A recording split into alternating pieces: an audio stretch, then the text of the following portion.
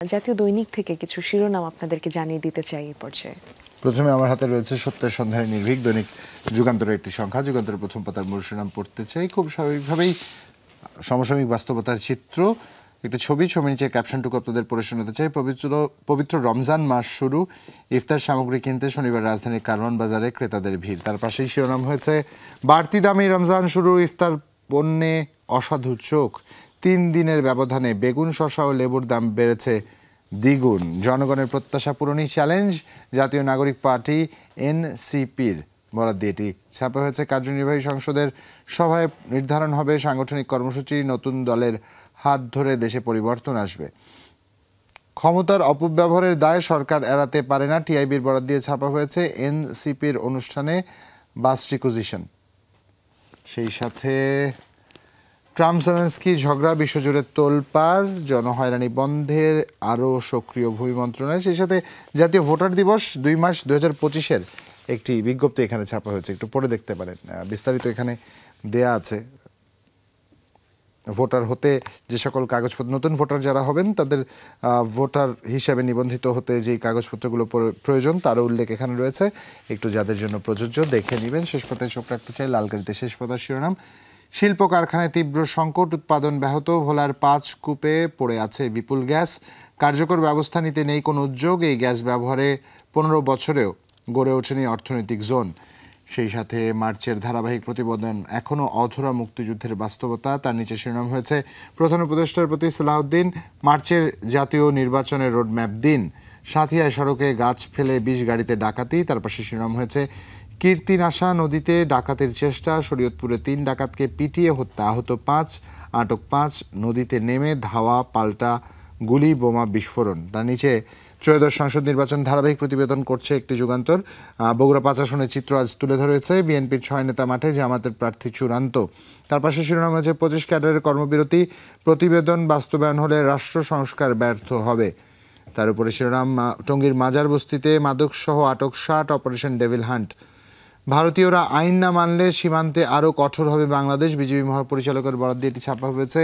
এবং 1-1.5 মাসের মধ্যে হাসিনার বিচার শুরু, চিফ প্রসিকিউটরের বরাদ দিয়ে এটি ছাপা হয়েছে। ব্যয় হবে $50 কোটি, প্রথমবার বিদেশি ঋণে সার আমদানি।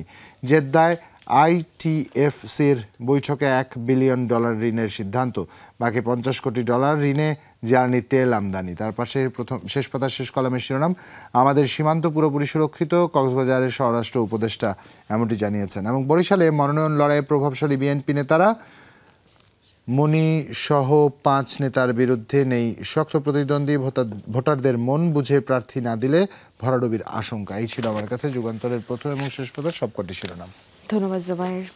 আমার কাছে আছে প্রথম আলো। প্রথম আলোর প্রথম শিরোনামটি পড়তে যাচ্ছে। শুরু হলো পবিত্র মাহে রমজান, বছর ঘুরে আবার ফিরে এলো পবিত্র মাহে রমজান। সুতরাং আজকের জাতীয় প্রত্যেকটা দৈনিকেই পাবো এই শিরোনামটি।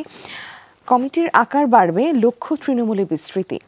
এবং সেই সাথে আছে নতুন দল এনসিপি, কেন্দ্রীয় কার্যালয় খোঁজা হচ্ছে, জরিপের আলোকে দলীয় প্রতীক নির্ধারণ করা হতে পারে। এনসিপির পরবর্তী কর্মকাণ্ডের দিকে দৃষ্টি সব দলের, এই শিরোনামটিও দেখছি। এবং সেই সাথে সাহরি ইফতারের সময়সূচি দেওয়া আছে এখানে যুক্ত করে। এবং আজকের ইফতারের সময় যদি জানিয়ে দিই 6টা 2, এটা ঢাকায় ইফতারের সময়সূচি এবং সেই সাথে দেশের বিভিন্ন প্রান্তে কম বেশি হবে।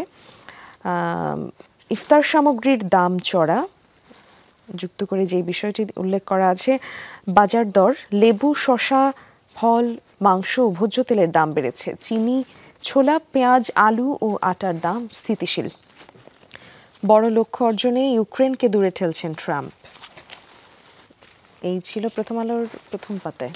আচ্ছা, এটা চমৎকার শিরোনাম পড়ে শুধু আজকের পত্রিকার একটি শিরোনামই পড়বো শুধু। প্রথম পাতার একটি অসাধারণ প্রতিবেদন এরকম পুরো বিশ্বের সাথে আমাদের দাঁড় করিয়ে যদি আমরা চিত্রটা বিবেচনা করি, আমরা কতখানি ইমানি শক্তিতে বলিয়ান তা বোঝা যাবে।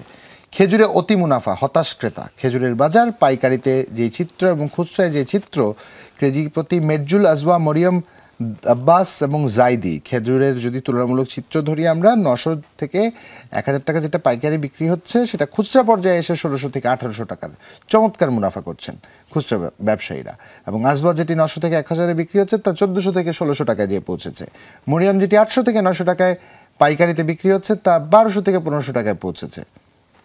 কি চমৎকার, কি অসাধারণ! আমরা অসাধারণই বটে। আমরা কি অসাধারণ গতকাল না? এটা নিয়ে কথা বলছিলাম কি অসাধারণ যে শিরোনাম! অন্যান্য দেশে যেটা হয় যে আমরা নিজেদের রমজান এলে নিজেদের দ্রব্যমূল্যের- ঠকাবার রেকর্ড প্রতিবার ভেঙে চলে যাচ্ছি। কি অসাধারণ!